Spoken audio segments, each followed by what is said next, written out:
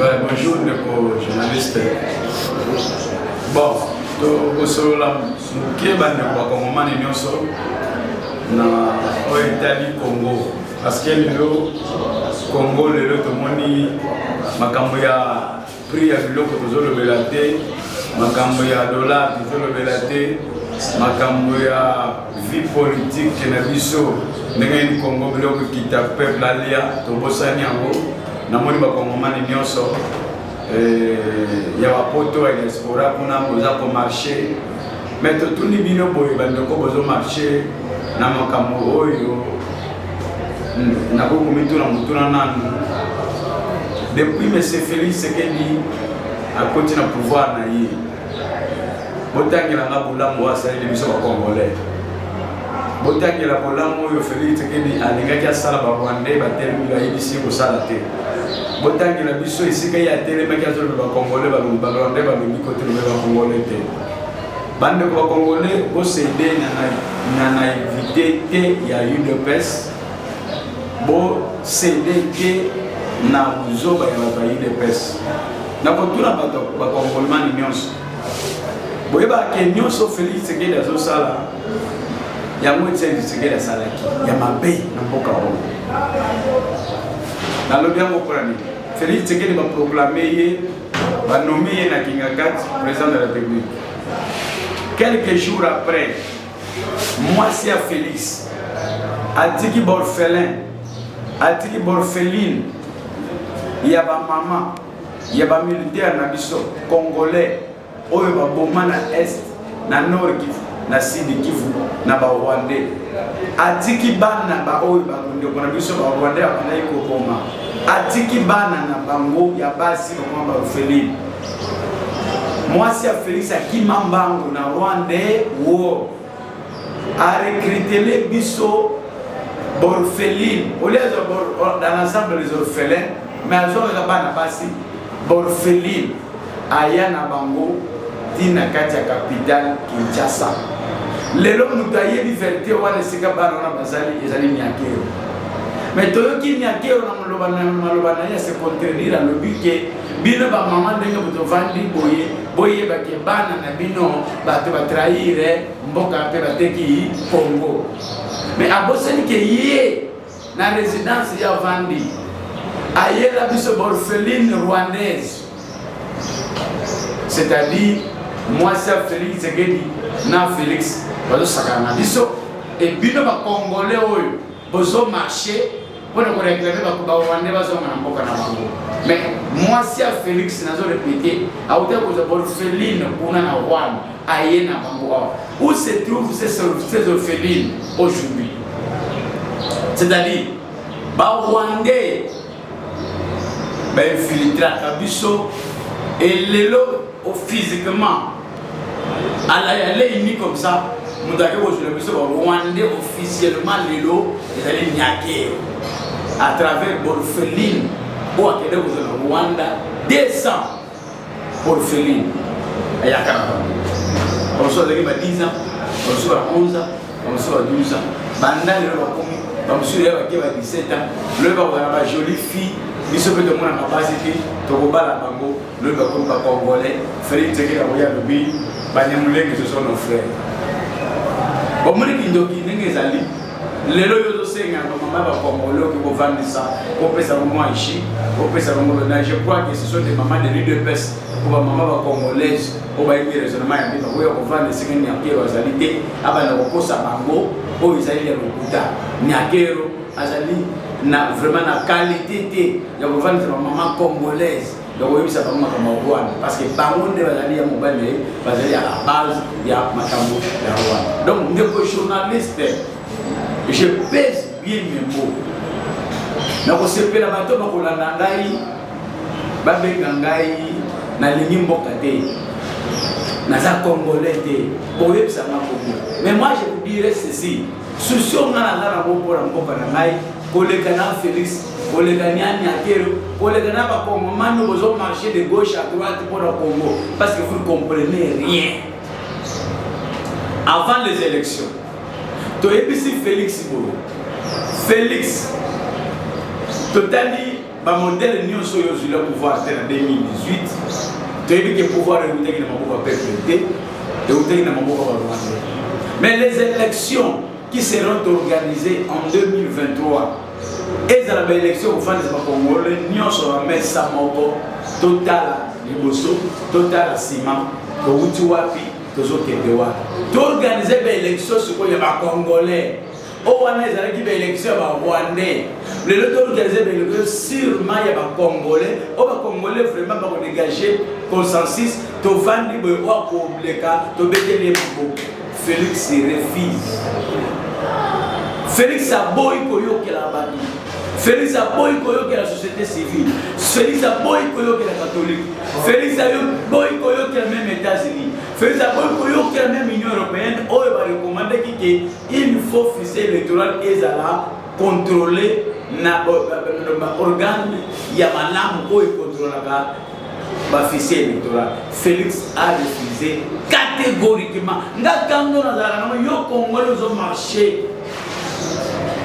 en Ukraine, il y a la guerre.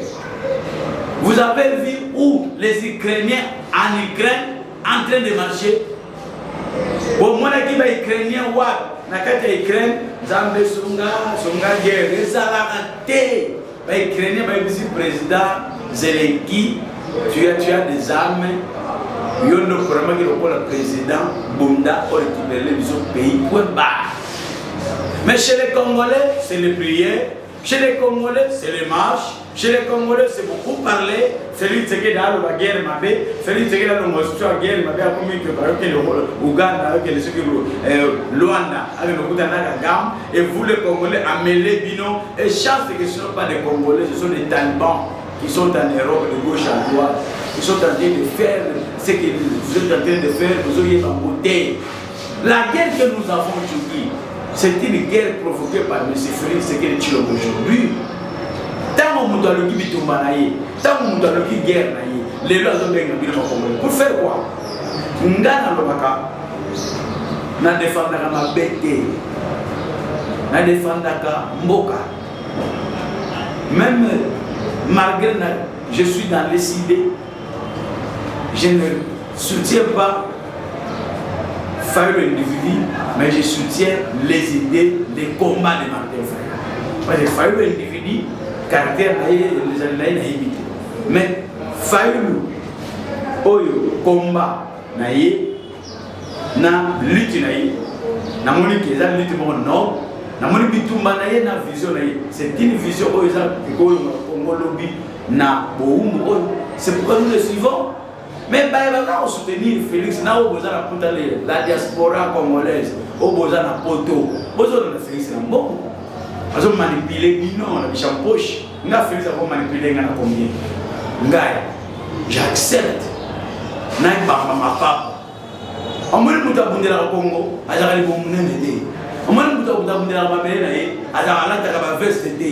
Comme est-ce que yo moni Zelensky président ukrainien so moni pendant la guerre na ba veste lokola Félix Kitoko a dit pendant la guerre bon moni quoi pendant la guerre Zelensky a le tricot chiffonné au moni que celui-ci est touché dans son cœur à la social Mboka.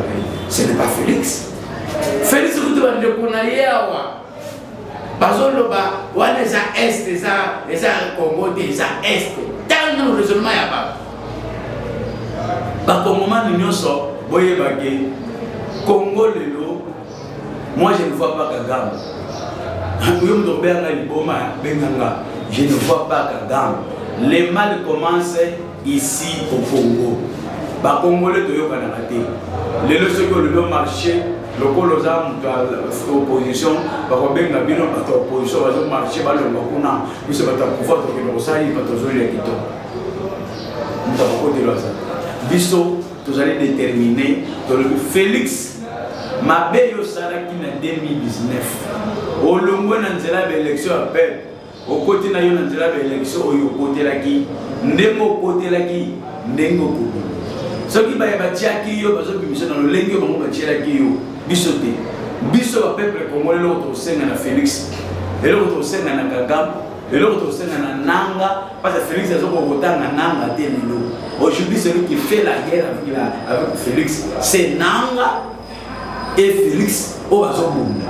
Nanga na Félix Bazan Bazabanan. Origine Bitumba na Bango et Koutoua. Origine Bitumba ya Nanga na Félix et les élections il y a 2018.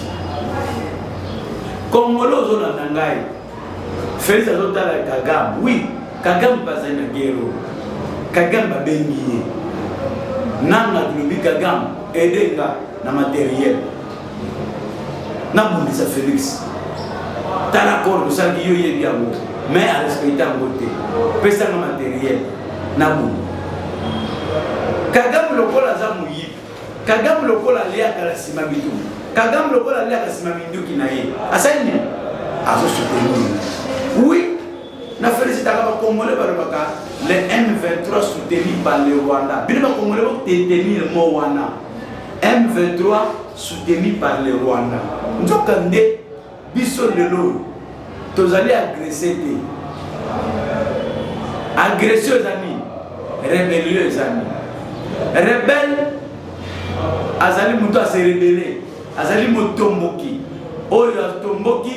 Mais na kata Motomboka na ye. Azo revendiquer l'eau. C'est-à-dire, Rwandais, mon côté, à cause de la guerre ou à cause de la rébellion contre la rébellion du Congo. Il faut retenir le Rwanda. Pour Rwandais, pour ça, comme un rebelle dans le Congo, il faut que se rebeller, revendication na yoza ni. Mais les Congolais, ils ont tomboka, ils ont la rébellion à l'Est. Ne pas nous faire des revendications à Bango. Si on dit que lelo, on peut se revendication. On dit que Wilingoma, on peut se revendication. On dit Bétaran de Chinois, on peut se revendication à Bango parce qu'ils ont réclamé ni le gouvernement Nabango ou le gouvernement congolais. Mes ententes, mes contentements, vu que Bazana Bibundelité, va recourir Wapi. Laurent Désiré Kabila a eu le pouvoir.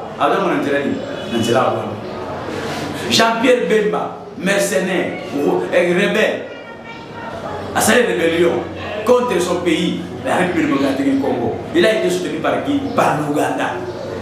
C'est l'Ouganda qui a soutenu Jean-Pierre Bemba. Aujourd'hui, quand on a pris un gant pour le soutenir, Jean-Pierre Bemba, soutenu par l'Ouganda.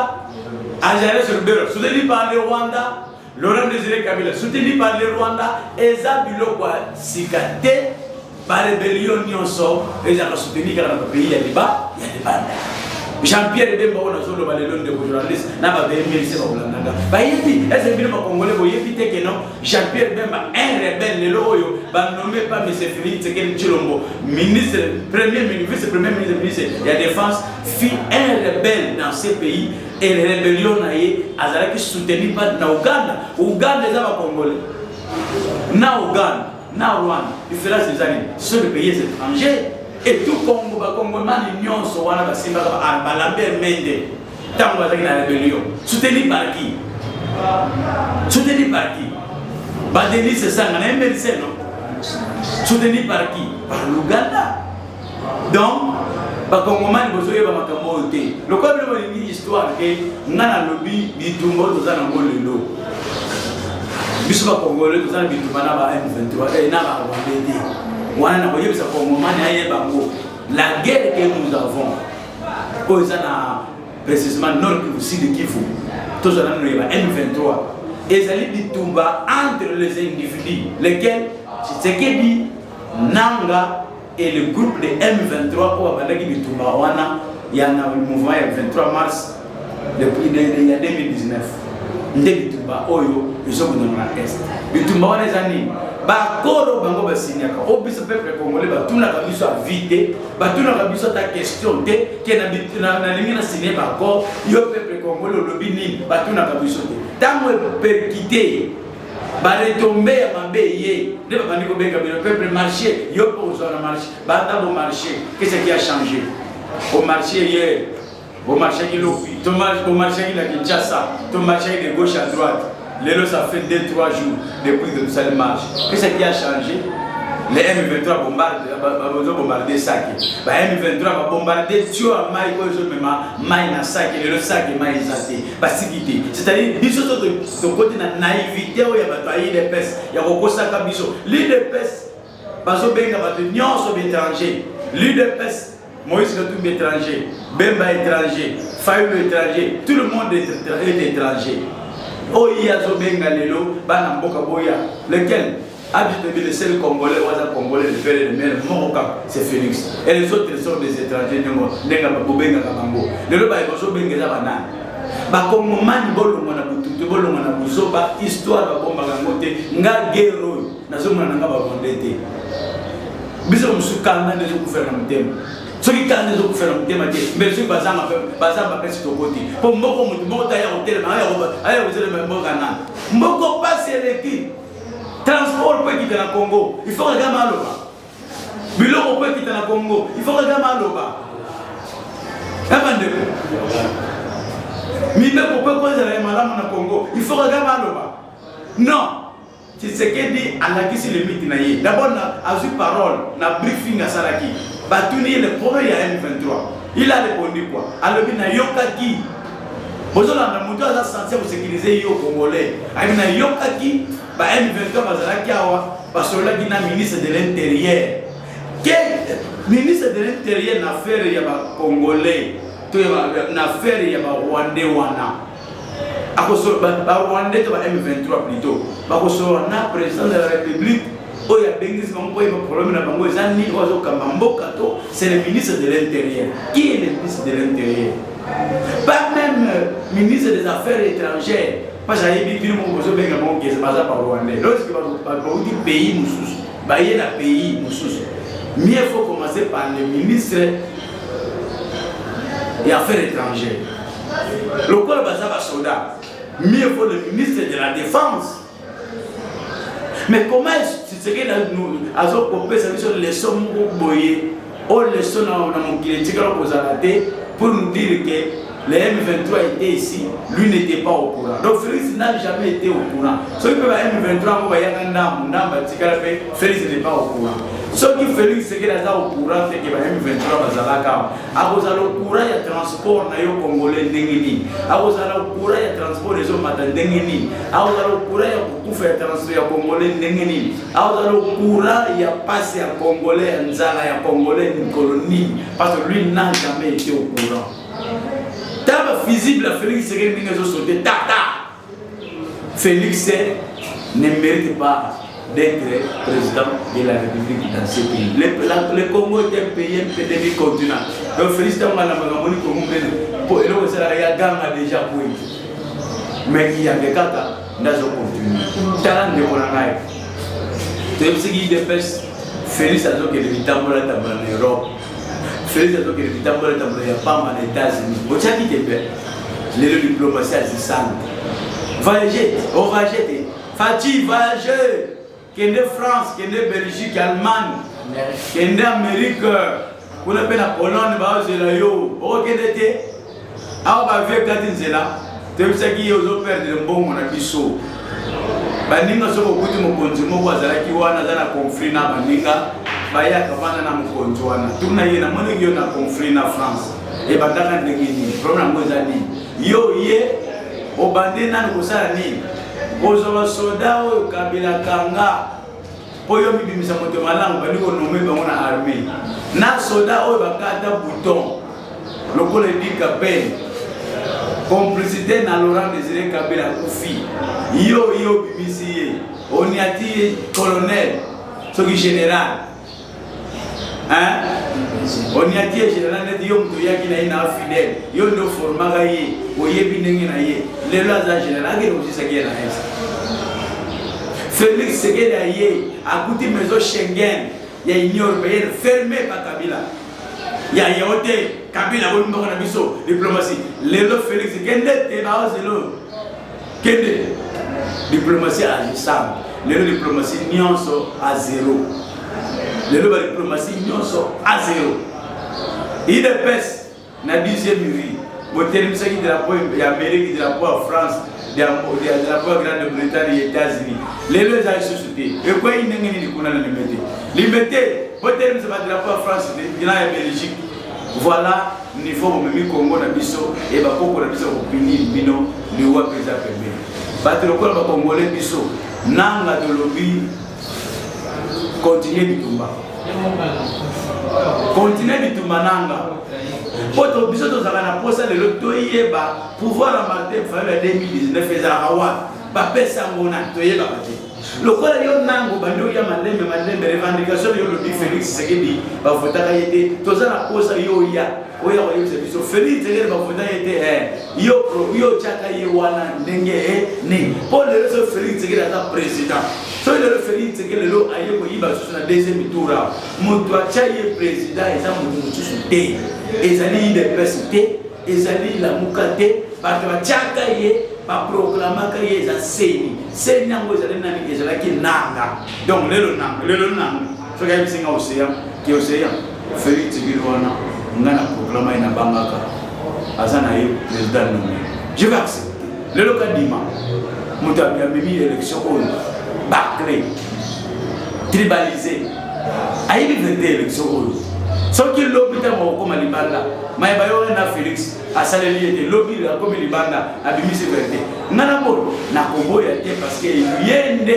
père géniteur naï père géniteur il y a Félix Lelo s'appelle Nanga et c'est celui qui a pris des armes contre Nanga. Maintenant notre question bino ba Congolais sur vos amayens pas Congolais mais on se va comprendre l'été la question c'est la direction de Nanga yo to tcheli biso mutoyo yo na tata na Kabila lelo komo engagé guerre na ye bisa biso clair nanga eza ni mais batananga batakabela baloba na bango John nous ba uta ko loba walobi aza président nommé biso za ba signer to za ba témoin na accord wana nanga ba lobi aboke nanga yo ngana chaka yote soki Kabila te na proclama yote na proclama yo ko Kabila lobi na chayo mais le pôle yo sakani biso za Kinshasa so biso ba yiba ki victoire wana ba yiba ki elongo wana kando tozanga mona motema passe réaction de Zarabi nanga a récupéré pouvoir na biso oyo bango ba pesa ki soki banane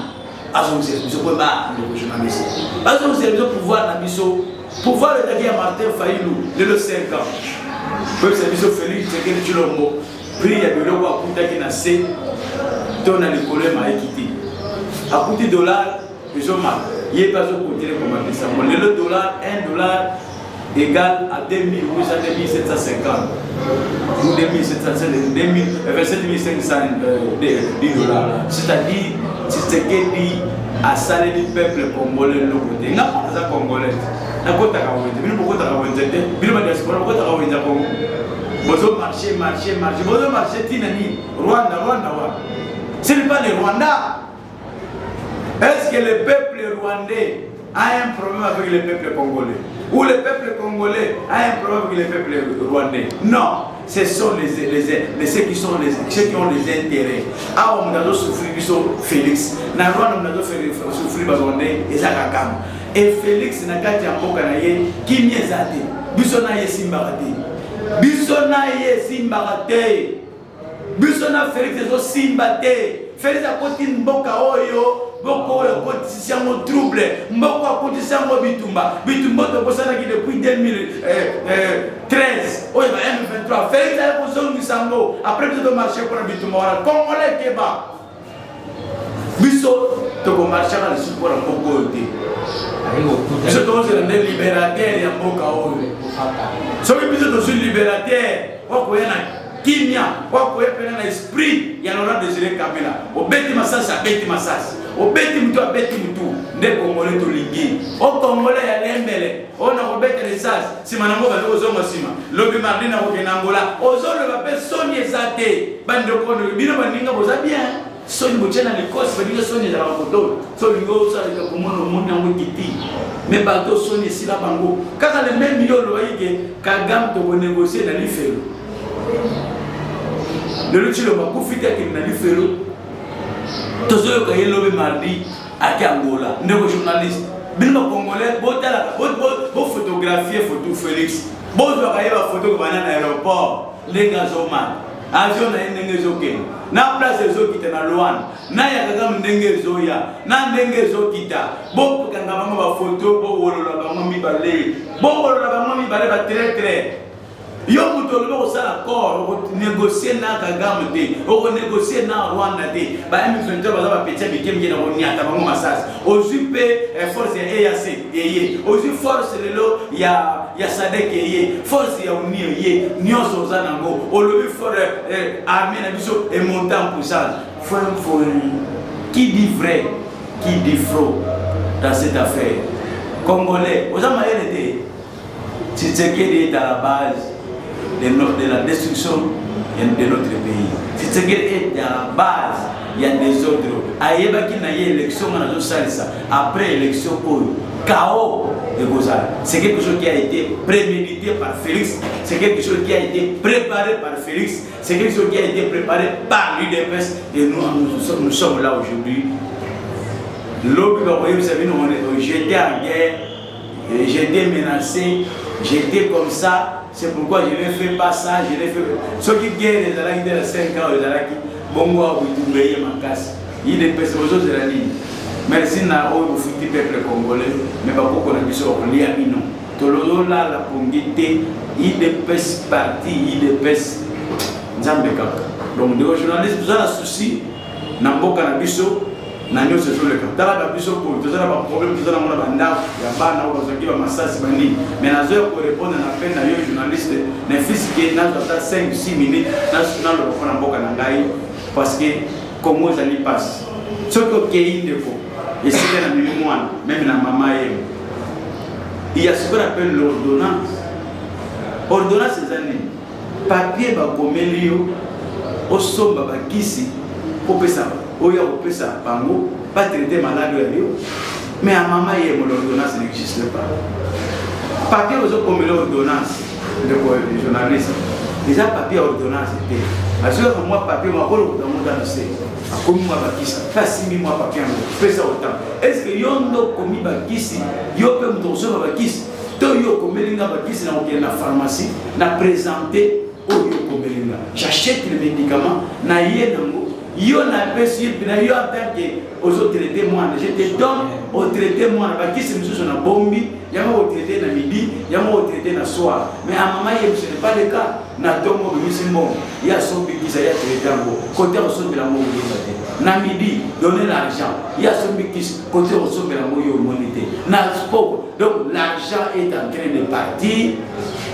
Au sentir, dans le problème que nous avons, parce que ce que je vois maman est très difficile, est très très difficile. Donc, pas si na mon thème, des organisations toujours pas rwandais, pas les Congolais qui faiblesse qui incompétence non, Kagame au PC valeur trop. Félix n'a pas dit des PC Kagame valeur trop. Comment Moutouazao, un petit pays, c'est un district. Et un district qui a quoi à quoi, je crois. District à quoi, le province. C'est la province à quoi on va gagner. Mais bataille les PC en valeur même au niveau international. Le lot quand vous entrez dans la télévision, dans la radio, on parle du Rwanda, on parle du Rwanda. Tout le monde va aller. Nous avons dit frappant au déjeuner. Laurent Désiré Kabila, ça sous l'histoire de la Congo Brazzaville. Et puis c'est pas bon, on a eu à continuer. Mais Laurent Désiré Kabila fait pris des armes. Aïe na malukwao abeta bango biloko misato tui et Congo Brazzaville etikela kinia mais Félix Tshisekedi a inventé l'armée à la puissance de la guerre aujourd'hui. On dit ça doit être daté. Na Rwanda tali sasa zo kwete obimmo kote na Rwanda ba Rwanda ne bazo kwesa na ngoma ba Rwanda bazo kwesa na pays na biso ezo boma Félix Tshisekedi mtako yemba armée Tshisekedi mtako sala ba bilan armée Tshisekedi mtako se plaindre la communauté internationale ka armée Tshisekedi loko pesa ka ba bilan la communauté internationale au boté l'élection du Cameroun mais vous armée ba lobi tamo ya beti le kofi yo beta le kofi et les soumis au après voilà Congolais naïveté ya ba Congolais ils allaient passer dans les journalistes parce que tous allez pas congolais sinon tout le monde qui va chuter pour l'emboka Félix a ça pour ça mais n'a moi ya suka na le baboy na bataille de presse na Félix okuta kimboko na maboko ya Kabila sengela yake mais bondimi que Kabila benga bino mo coopérer tant mo coopérer bo signer accord ya mabe le accord ya mission na mabe okuta kimboka oyo kimia M23 agenda kimia lelo bozo kisi guerre bitumba oyo Congo soki ebongi ya biso wa Congo soki ebongi te ebebi ya bino bataille de presse mais tango biso to kozwa mutu oyo bongi biso Congo il de presse bo luka mboka boke po Congo le soute même babola moto ezana mitu ya Félix pour en Congo ba Rwanda bokena kozwa orpheline rwandaise o bokena kozwa baza kuna la présidence baza soki na ba Congo sito ni babongi bango mama ni akero ayibi lelo mama ni akero azo mama congolaise bana na bino ba trahir bongo na biso yo kena kozwa ba orpheline na Rwanda oteki orpheline na no Kivu Sud Kivu te oteki orpheline na Kinshasa te ba baza ko boma ba baza ko tika ba papa ba tika mama ba tika ba papa kufa mama kufa bazati bazali mais osote RDC na Rwanda wo ndoko toko na kozwa ba lelo zo pesa leson na mama congolais na bino ba mama oyo okende kovanda ba yebisa yo makambo lukuta chako tura ta mutura ke mama orpheline rwandaise yo kokenda kozwa kasi ba congolaise na ba congolais bazalaki awo monaki ba mote okekozwa ya donc congolais na yebi na ngate likolo ya musolo mokolo ba 10 000 francs $10 ya transport ba kosangisa bino ba wow milolo osamba nzamba koyokela Félix te akoyokela Nyakero te o Nyakero na mobali na yeba zi pouvoir na nzela ya muyibi pweba nzamba linga miyibi te nzamba lobi mutu akufa na nepe to mutu akoboma na epe yeke bakoboma ye nepe pweba Félix lokola yiba kele zo ya koyiba oyo koya biso ba congolais nous sommes des observateurs pweba Congo Rwanda comme ma Congo pas été pas comme tero kele te pe Rwandais au tero kokota ote biso to comme Rwandais bango comme Congolais kolombo kote merci beaucoup.